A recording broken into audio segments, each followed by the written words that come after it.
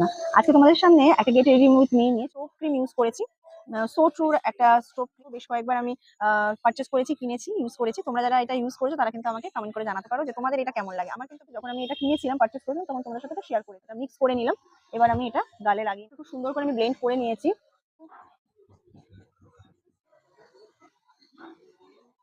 ব্যাস, আমার আইব্রো ডান হয়ে গেল। পাউডারটা ইউজ করি, এই যে সুন্দর ফিনিশ দেয়। আমার মোটামুটি বেসটা কমপ্লিট, আর আমি তেমন কিছুই করি না। অনেক রকম কাজল আমি ইউজ করেছি, বাট এই কাজল এটা দিয়ে আমি একটু স্মার্চ করে দেবো।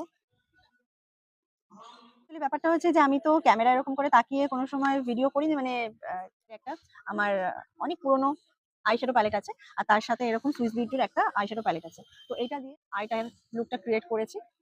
কেমন হয়েছে একটু আমাকে জানিও। তো একটা মাস্কারা,